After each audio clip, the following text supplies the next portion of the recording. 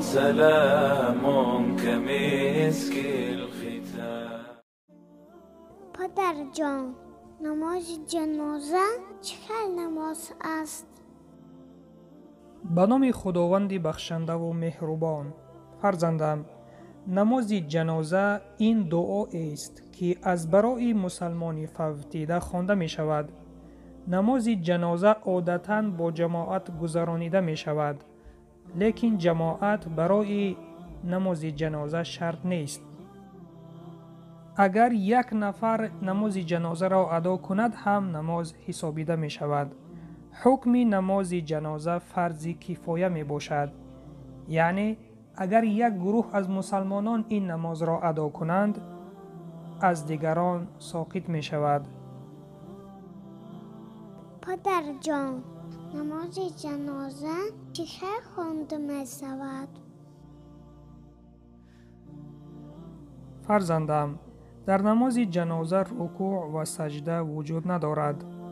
در این نماز نیت و 4 تکبیر موجود است که طرز خواندنش چنین می باشد: بعد از آنی که میت را حاضر می کنند، سر میت در طرف دست راست امام باید گذاشته شود. امام رو بر روی سینه میت طرف قبله ایستاده، نیت 4 تکبیر نماز جنازه کرده تکبیر می گوید. الله اکبر. دستهایش را برداشته سپس به زیر ناف می گذارد. بعد از تکبیر یکم ثنا را می خواند و این چنین مقتدی ها نیز ثنا را می خوانند.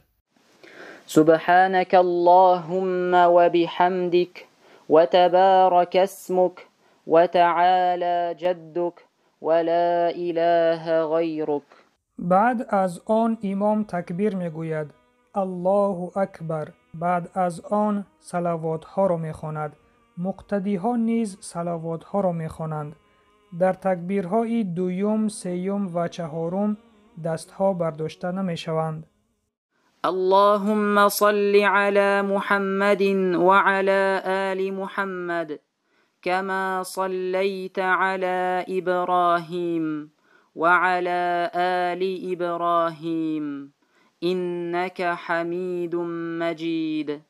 اللهم بارك على محمد وعلى آل محمد كما باركت على إبراهيم وعلى آل إبراهيم إنك حميد مجيد.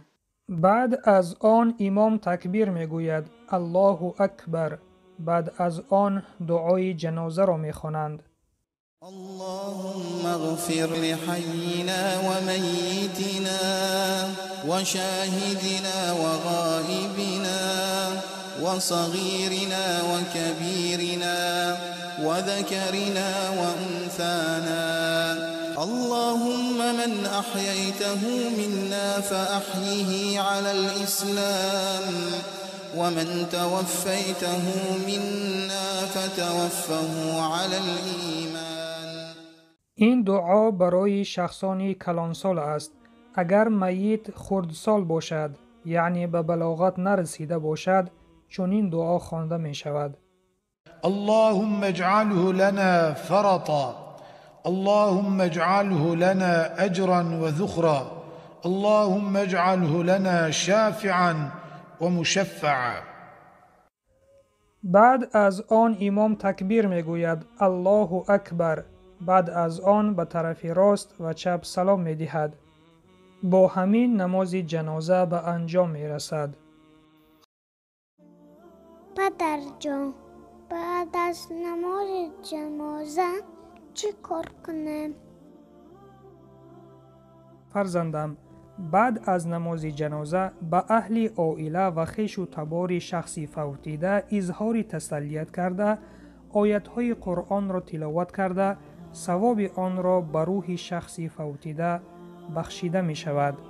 پیامبر اکرم صلی الله علیه و سلم فرمودند هر کسی که به ثواب و مغفرت باوری دارد و این چیز را از الله تعالی انتظار است، فوتیده را تا قبرستان همراهی می کند، نماز جنازه می خواند و در آنجا تا او را دفن کردن میماند، او با 2 قیراط ثواب برمیگردد که مقداری هر کدام آن به کوه احد برابر است.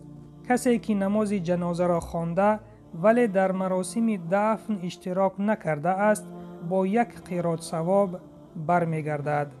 روایت بخاری. فرزندم ببین، برای انجام دادن نماز جنازه و تا دفن کردن میت در آنجا ایستادن چقدر ثواب میگیرد شخص، به مقداری 2 قیراط که هر 1 قیراط به کوه احد برابر است.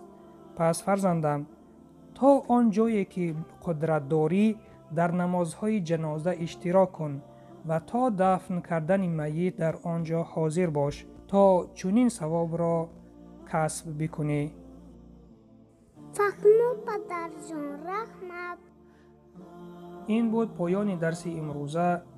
نوا را به یار و دوستانتان بفرستید تا کمی باشد از دین خود آگاه شوند. و سلام بر آن شخصانی که راهی هدایت را پیش گرفتند.